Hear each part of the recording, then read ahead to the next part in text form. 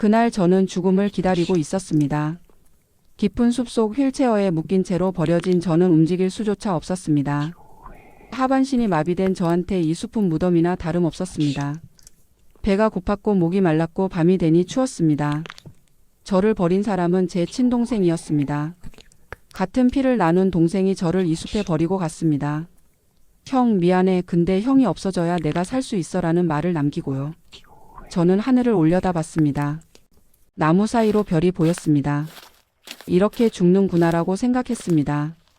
그때 발소리가 들렸습니다. 누군가 다가오고 있었습니다.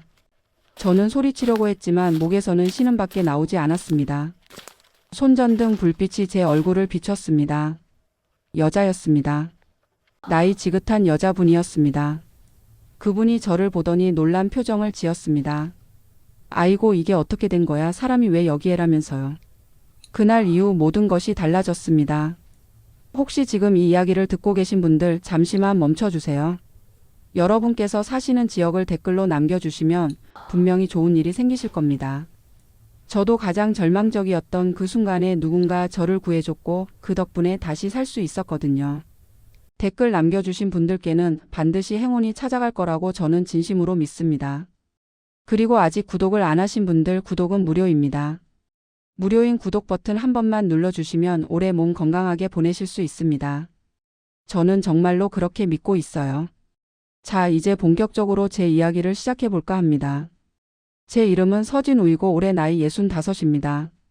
지금은 작은 시골 마을에서 조용히 살고 있습니다. 하지만 42년 전 저는 대한민국에서 손꼽히는 재벌 가문의 장남이었습니다. 서강그룹이라고 그 당시에는 이름만 대면 누구나 아는 대기업이었습니다. 아버지가 창업하셨고 저는 당연히 후계자로 자랐습니다. 부족한 것 없이 자랐습니다. 좋은 집, 좋은 차, 좋은 학교. 원하는 건 뭐든 가질 수 있었습니다. 하지만 그렇다고 해서 행복했던 건 아닙니다. 재벌가라는 게 겉으로는 화려해 보이지만 속은 썩어 있는 경우가 많습니다. 제 가족도 그랬습니다. 저는 서울에서 태어났습니다. 아버지 이름은 서영우였고 어머니 이름은 김명숙이었습니다. 아버지는 1950년대에 무역업으로 시작해서 사업을 키우신 분이었습니다. 맨손으로 시작해서 거대한 그룹을 만들어내신 입지전적인 분이셨습니다. 하지만 가정에는 관심이 없으셨습니다. 돈 버는 것, 사업 키우는 것, 그게 아버지의 전부였습니다. 어머니는 전통적인 집안의 교수셨습니다. 양가집 딸로 자라셨는데 아버지와 결혼하시고 나서는 평생 그늘 속에서 사셨습니다. 아버지한테 사랑받지 못하셨거든요. 아버지한테는 밖에 여자가 있었습니다. 어머니도 알고 계셨지만 참으셨습니다. 그게 그 시대 여자들의 삶이었으니까요. 저한테는 동생이 하나 있었습니다. 5살 터울의 남동생이었는데 이름은 서진호였습니다. 진호는 어릴 때부터 저와 달랐습니다. 저는 조용하고 내성적이었는데 진호는 활달하고 야망이 넘쳤습니다. 아버지는 진호를 더 좋아하셨습니다. 진호는 나를 닮았어 사업가 기질이 있어라고 하셨습니다. 저는 서운했지만 내색하지 않았습니다. 장남이니까 당연히 후계자가 될 거라고 생각했거든요. 하지만 진호는 그걸 용납하지 않았습니다. 진호는 어릴 때부터 저를 질투했습니다. 왜 형이 다 가져가냐, 왜 형이 장남이냐라면서요. 저는 그런 진호가 불쌍하기도 하고 한편으로는 무섭기도 했습니다. 고등학교를 졸업하고 저는 미국으로 유학을 갔습니다. 아버지가 보내셨습니다. 경영학을 배워와라. 나중에 회사 물려받으려면 공부를 해야 한다면서요. 저는 미국에서 5년을 공부했습니다. 대학을 졸업하고 대학원까지 다녔습니다. 경영학 석사 학위를 받았습니다. 그 사이에 진호도 자랐습니다. 진호는 국내 대학을 다녔는데 공부보다는 아버지 회사에서 일하는 걸 좋아했습니다. 일찍부터 회사에 들어가서 실무를 배웠습니다. 아버지가 좋아하셨습니다. 진호는 현장형이야. 진호보다 감각이 있어라고 하셨습니다. 제가 27살에 귀국했습니다. 아버지 회사에 입사했습니다. 처음에는 말단에서 시작했습니다. 아버지가 위에서 시작하면 직원들이 안 따른다. 밑에서부터 올라와라라고 하셨거든요. 저는 묵묵히 일했습니다. 새벽부터 밤늦게까지 일했습니다. 제가 장남이니까 당연히 열심히 해야 한다고 생각했습니다. 하지만 진호는 달랐습니다. 진호는 벌써 이사 직함을 달고 있었습니다. 아버지가 특별히 승진시켜 주신 거였습니다. 저는 이해할 수 없었습니다. 왜 형인 저보다 동생이 더 높은 자리에 있는 건지. 30살이 되던 해에 저는 결혼을 했습니다. 중매로 만난 여자였습니다. 이름은 박수정이었고 다른 재벌가의 딸이었습니다. 정략 결혼에 가까웠습니다. 아버지가 정해주신 거였습니다. 저 집하고 결혼하면 사업에 도움이 된다면서요. 저는 수정 씨를 몇 번 만나보고 결혼을 결심했습니다. 첫인상은 나쁘지 않았습니다. 예쁘고 교양 있고 집안도 좋았습니다. 하지만 결혼하고 나서 알았습니다. 수정 씨는 저를 사랑하지 않았다는 걸요. 그냥 재벌가 장남한테 시집 온 거였습니다. 명예와 돈 때문에요. 결혼 생활은 차가웠습니다. 수정 씨와 저는 같은 집에 살았지만 남남 같았습니다. 대화도 별로 없었고 애정도 없었습니다. 그냥 형식적인 부부였습니다. 결혼한 지 2년이 됐을 때 수정 씨가 말했습니다. 아이는 안 가질래요? 당신하고는 가정을 꾸리고 싶지 않아요라고요. 저는 충격을 받았습니다. 왜 그러는 거요? 내가 뭘 잘못했어? 라고 물었습니다. 수정 씨가 차갑게 대답했습니다. 당신은 잘못한 거 없어요. 그냥 당신을 사랑하지 않을 뿐이에요 라고요. 저는 할 말을 잃었습니다. 그때쯤 일이 터졌습니다. 제가 34살 되던 해에 교통사고가 났습니다. 회사 일로 지방에 출장을 갔다가 돌아오는 길이었습니다.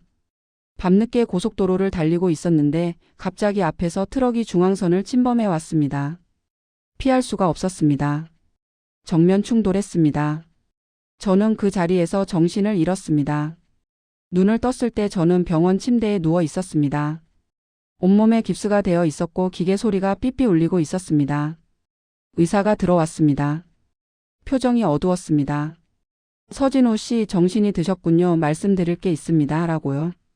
저는 불안했습니다. 뭔데요? 라고 물었습니다. 의사가 말했습니다. 척추를 다치셨습니다. 하반신 마비입니다. 다시는 걷지 못하실 겁니다. 라고요. 저는 귀를 의심했습니다. 다시는 걷지 못한다고? 하반신 마비라고? 34살에? 저는 울부짖었습니다. 거짓말이지? 다시 검사해봐. 틀린 거야. 라면서요. 하지만 의사는 고개를 저었습니다.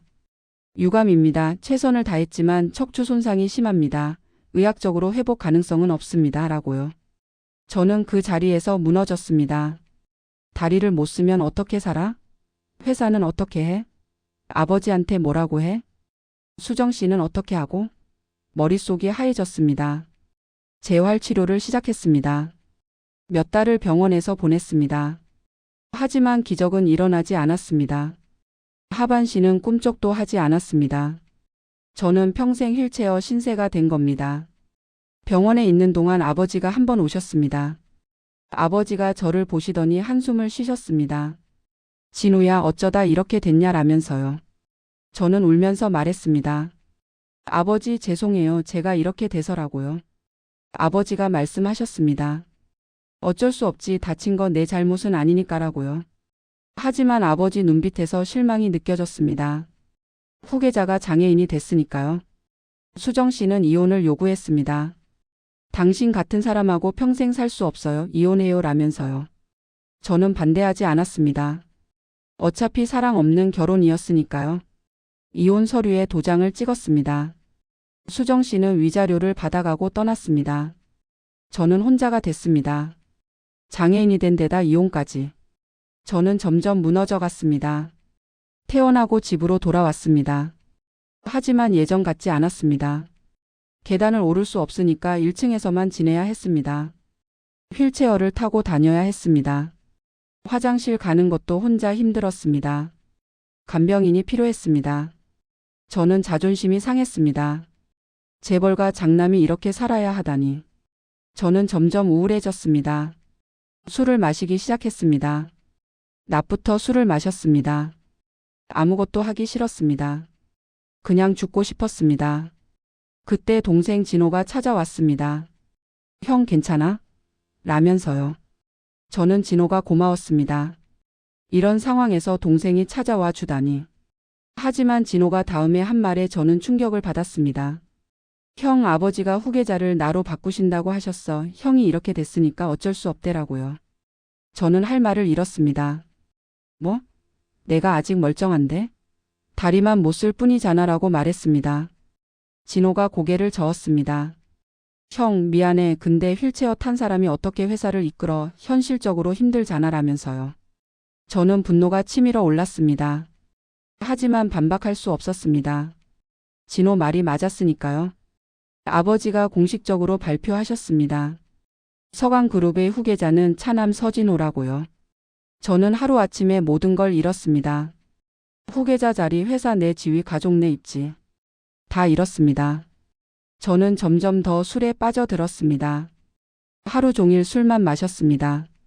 어머니가 걱정하셨습니다. 진우야, 이러면 안 된다. 술 좀 끊어라라면서요. 하지만 저는 듣지 않았습니다. 술을 마셔야 현실을 잊을 수 있었으니까요. 그렇게 3년이 지났습니다. 저는 37살이 됐습니다. 완전히 폐인이 되어 있었습니다. 술과 우울함에 빠져서 아무것도 안 하고 살았습니다. 그러던 어느 날 진호가 다시 찾아왔습니다. 형, 나하고 같이 좀 가자라면서요. 저는 어디? 라고 물었습니다. 진호가 말했습니다. 좋은 데 있어. 형 건강에 좋은 곳이야. 산 좋고 물 좋은 데서 요양하면 좋아질 거야 라고요. 저는 반신반의했지만 따라 나섰습니다. 어차피 이렇게 살 바에 어디든 가는 게 낫겠다 싶었습니다. 진호가 저를 차에 태웠습니다. 한참을 달렸습니다. 도시를 벗어나 시골로, 시골에서 산속으로. 길이 점점 험해졌습니다. 저는 이상한 느낌이 들었습니다.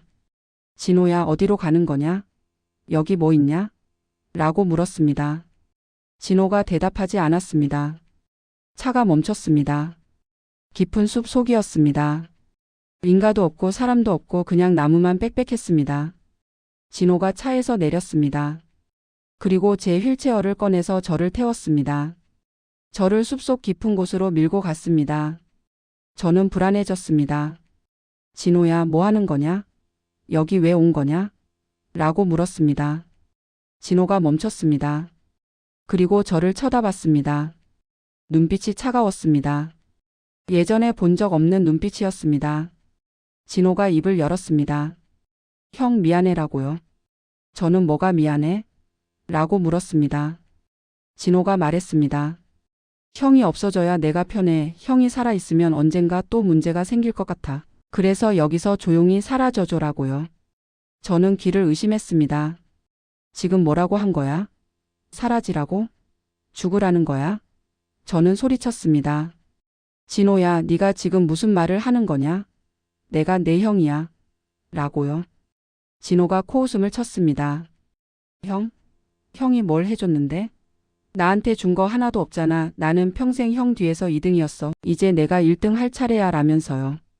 저는 휠체어에서 일어나려고 했습니다. 하지만 다리가 움직이지 않았습니다. 저는 아무것도 할 수 없었습니다. 진호가 저를 휠체어에 묶었습니다. 밧줄로 단단히 묶었습니다. 저는 발버둥 쳤지만 소용없었습니다. 진호가 말했습니다. 여기서 조용히 있어. 며칠 지나면 끝날 거야. 아무도 안 찾을 거야. 세상에서 사라지는 거야 라고요. 그리고 진호가 떠났습니다. 차 소리가 점점 멀어졌습니다. 저는 혼자 남았습니다. 깊은 숲 속에 휠체어에 묶인 채로. 저는 소리쳤습니다. 살려줘. 누구 없어요?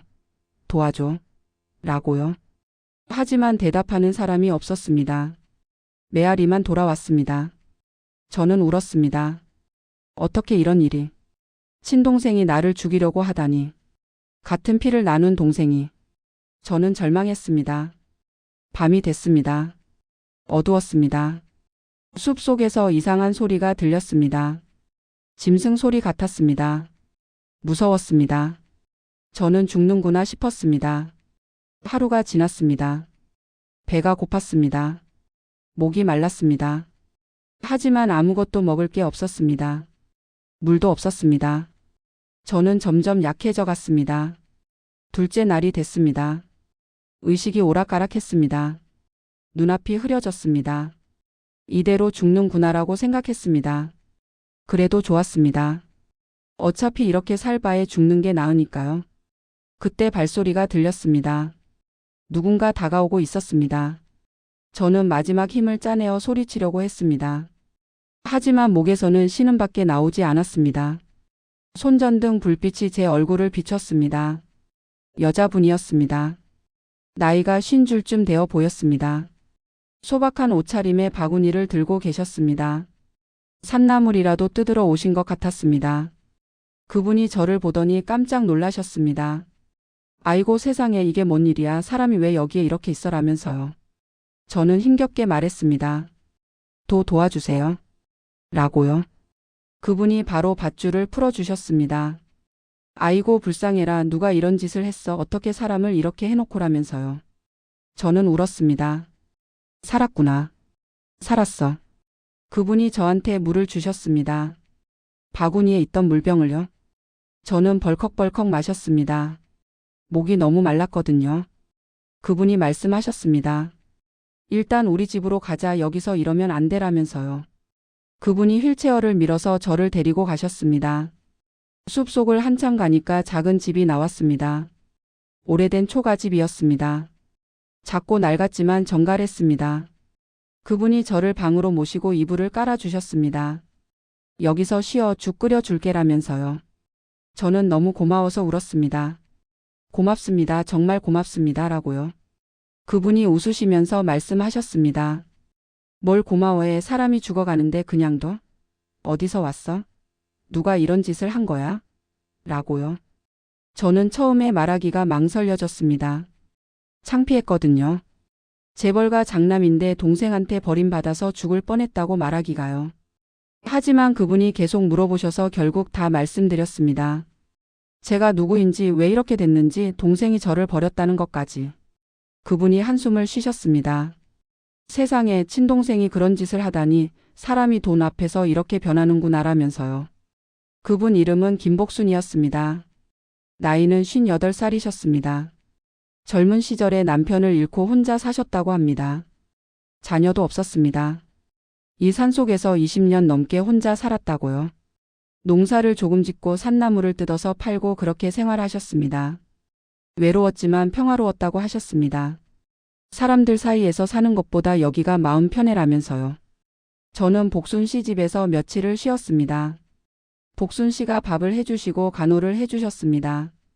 정성스럽게요. 저는 너무 고마웠습니다. 생판 모르는 사람인데 이렇게 잘해주시다니. 복순 씨가 말씀하셨습니다. 서울로 돌아갈 거야? 가족한테 연락할 거야? 라고요. 저는 고개를 저었습니다. 안 돌아갈 거예요. 돌아가 봐야 거기엔 저를 죽이려고 한 동생밖에 없어요. 라고요. 복순 씨가 안타까워 하셨습니다. 그럼 어떻게 할 건데? 라고 물으셨습니다. 저는 말했습니다. 여기서 살면 안 될까요? 폐가 될지도 모르지만 갈 데가 없어요. 라고요. 복순 씨가 한참을 생각하시더니 말씀하셨습니다. 그래 여기 있어. 나도 혼자 사는 게 외로웠는데 같이 살면 좋겠다라고요. 저는 감동받았습니다. 처음 만난 사람한테 이런 따뜻함을 받다니. 저는 복순 씨 집에서 살기로 했습니다. 세상에서 사라지기로 했습니다. 서진우라는 사람은 그 숲에서 죽은 거로 하기로 했습니다. 복순 씨와의 생활이 시작됐습니다. 저는 휠체어를 타고 다녔지만 할 수 있는 일을 찾았습니다. 손으로 할 수 있는 일들을요. 복순 씨가 산나물을 뜯어 오시면 제가 다듬었습니다. 복순 씨가 농사를 지으시면 제가 옆에서 도왔습니다. 제가 할 수 있는 일은 적었지만 최선을 다했습니다. 복순 씨가 말씀하셨습니다. 내가 와서 나도 좋아. 혼자 밥 먹는 것보다 둘이 먹으니까 맛있어라면서요. 시간이 지나면서 저는 복순 씨한테 마음이 가기 시작했습니다. 처음에는 감사하는 마음이었습니다. 하지만 점점 다른 감정이 생겼습니다. 따뜻함, 편안함, 그리고 사랑. 복순 씨가 제 옆에 있으면 마음이 평화로웠습니다. 재벌가 장남으로 살았을 때는 느껴보지 못한 평화였습니다. 저는 복순 씨한테 제 감정을 고백하기로 했습니다. 떨리는 마음으로 말했습니다. 복순 씨, 저 복순 씨 좋아해요. 저하고 같이 살아줄 수 있어요? 라고요. 복순 씨가 깜짝 놀라셨습니다. 뭔 소리야. 나는 58이야. 넌 37이잖아. 무슨 농담이야. 라면서요. 저는 진지하게 말했습니다. 농담 아니에요. 진심이에요. 나이가 뭐가 중요해요. 복순 씨가 저한테 처음으로 진심을 보여줬어요. 저를 아무 조건 없이 도와줬어요. 그런 사람 처음이에요. 라고요. 복순 씨가 눈물을 글썽이셨습니다. 나는 가진 것도 없고 배운 것도 없고 그냥 시골 할머니야 라고 하셨습니다. 저는 말했습니다. 그래서 더 좋아요. 복순 씨는 진짜잖아요. 라고요. 복순 씨가 결국 받아들여 주셨습니다. 우리는 부부처럼 살기 시작했습니다. 법적으로 결혼한 건 아니었지만 마음으로 결혼했습니다. 저는 행복했습니다. 재벌가 장남으로 살았을 때보다 훨씬 행복했습니다. 돈도 없고 명예도 없고 휠체어 신세지만 그래도 행복했습니다. 복순 씨가 있었으니까요.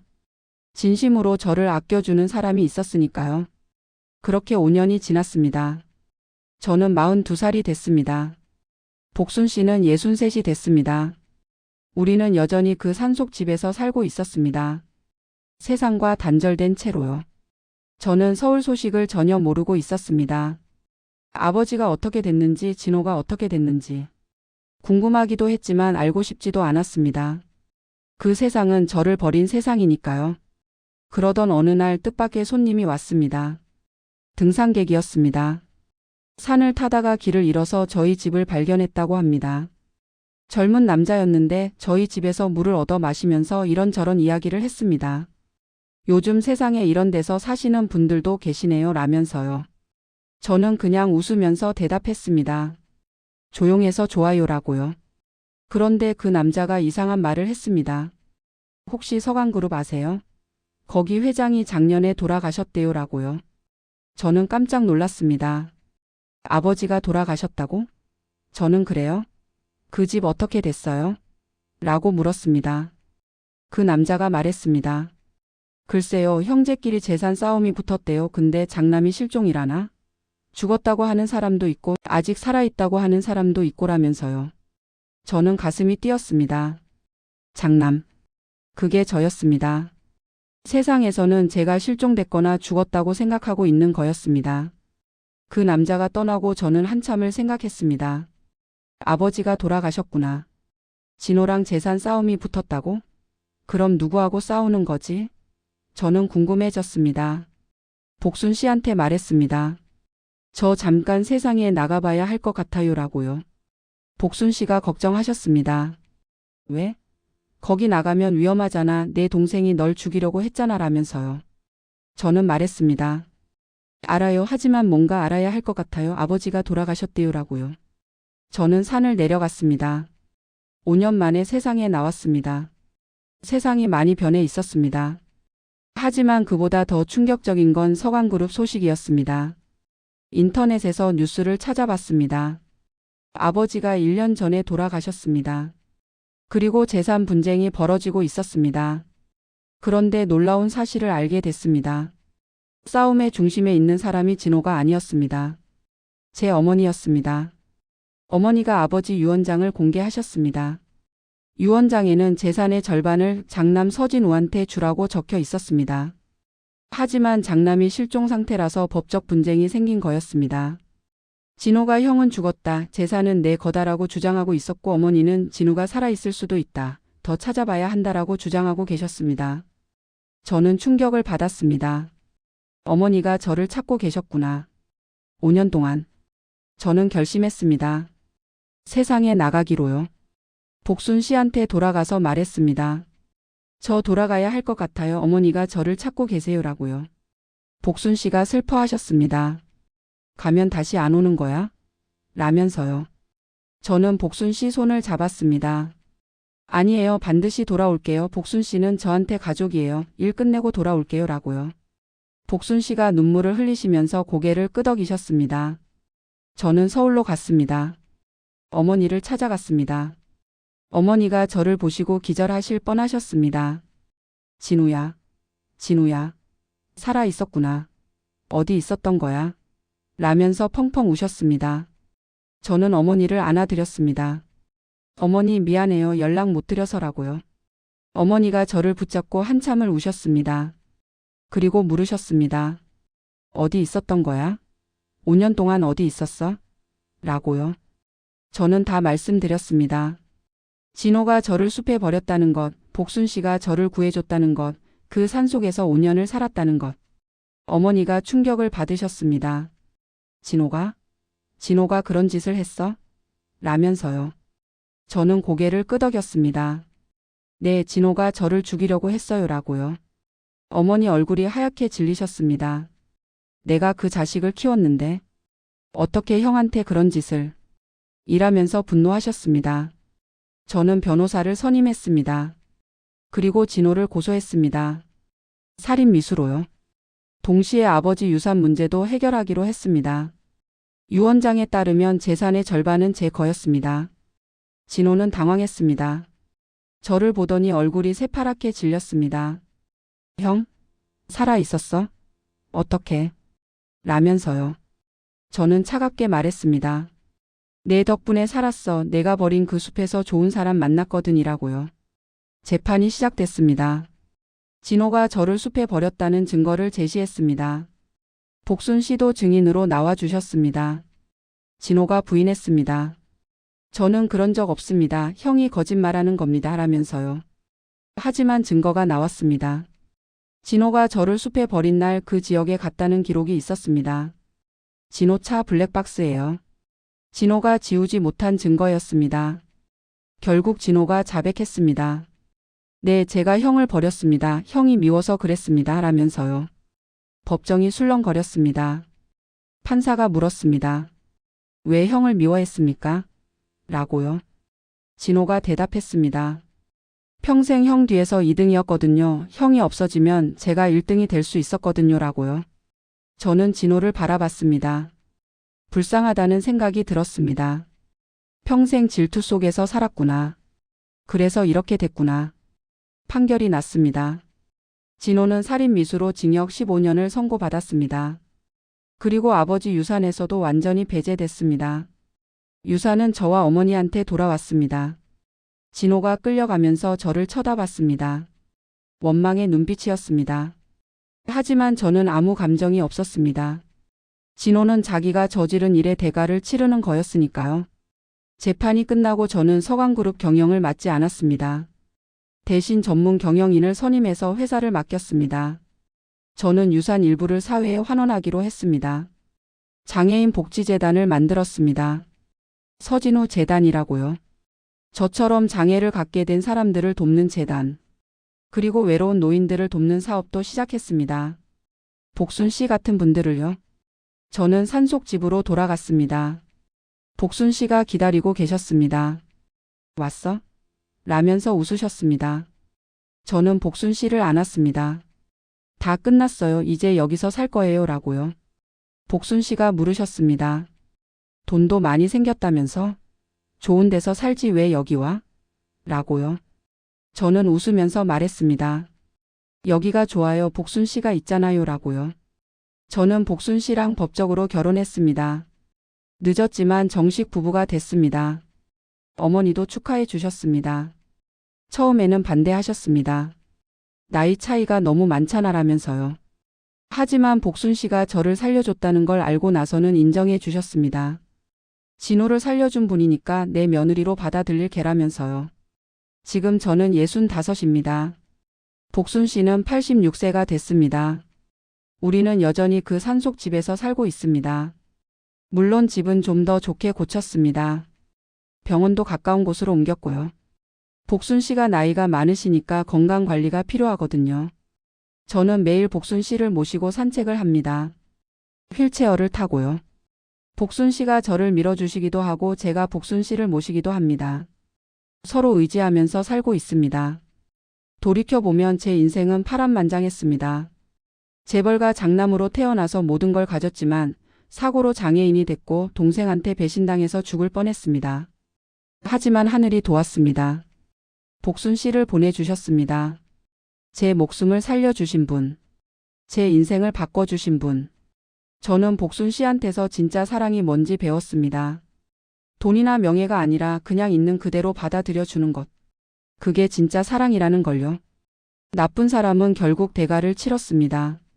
진호는 감옥에서 5년을 살고 나왔는데 나와서도 제대로 살지 못하고 있다고 합니다. 돈도 없고 명예도 없고 가족도 다 떠났다고요. 자업자득입니다. 세상은 공평합니다. 바로 벌 받지 않아도 언젠가는 받습니다. 혹시 지금 이 이야기를 듣고 계신 분들 중에 힘든 일을 겪고 계신 분이 있다면요. 포기하지 마세요. 아무리 힘들어도 버티세요. 기적 같은 일이 일어날 수 있습니다. 저도 그랬으니까요. 죽을 뻔했는데 살았고 사랑도 찾았고 행복도 찾았습니다. 여러분도 그럴 수 있습니다. 오늘 제 이야기는 여기까지입니다. 긴 이야기 끝까지 들어주셔서 정말 감사합니다. 여러분 모두 건강하시고 행복하시길 바랍니다. 사랑하는 사람 곁에서 따뜻하게 지내세요. 그게 진짜 행복입니다. 아, 그리고요. 아직 구독을 안 하신 분들 구독은 무료입니다. 무료인 구독 버튼 한 번만 눌러주시면 오래 몸 건강하게 보내실 수 있습니다. 저는 진심으로 그렇게 믿습니다. 다음에 또 좋은 이야기로 찾아올게요. 안녕히 계세요.